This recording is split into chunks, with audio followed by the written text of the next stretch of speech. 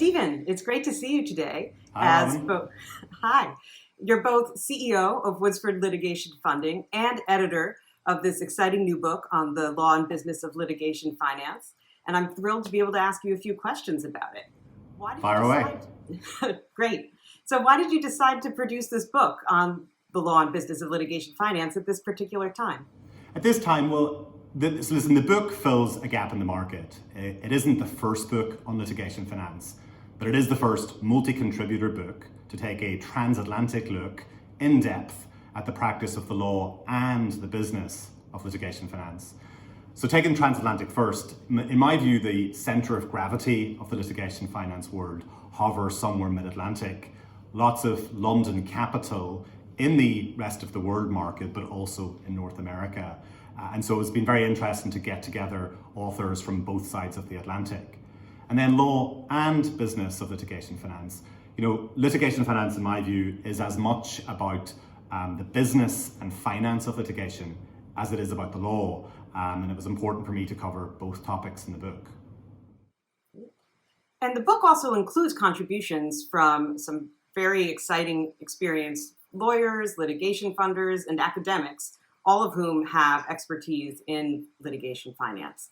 How did you choose who to invite to participate? So I've had a 22-year career in law thus far, and I've been very lucky to work with fantastic lawyers and other professionals in the litigation world on both sides of the Atlantic. And so when I was thinking about the different perspectives on litigation finance, I had at my disposal contacts who have been involved in different parts of it.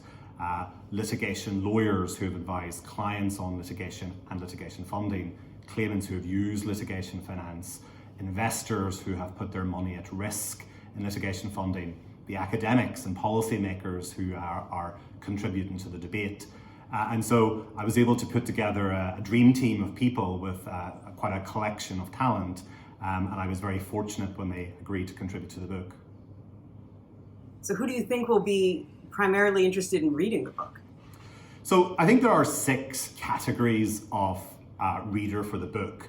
First, and perhaps foremost, litigation lawyers who are advising their clients on dealing with litigation funding and then handling the litigation that comes that's funded thereafter. But there's other lawyers who should be interested in too, private equity, fund management lawyers who advise their clients on litigation as an asset class. Really need to start learning more about this interesting new alternative area. Then there are litigation funders. There are lots of our peers out there who I think would find this book interesting.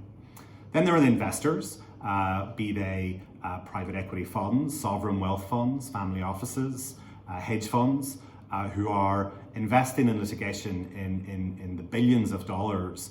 And I think this book collects together a lot of the issues that they need to consider. Then there are students and academics.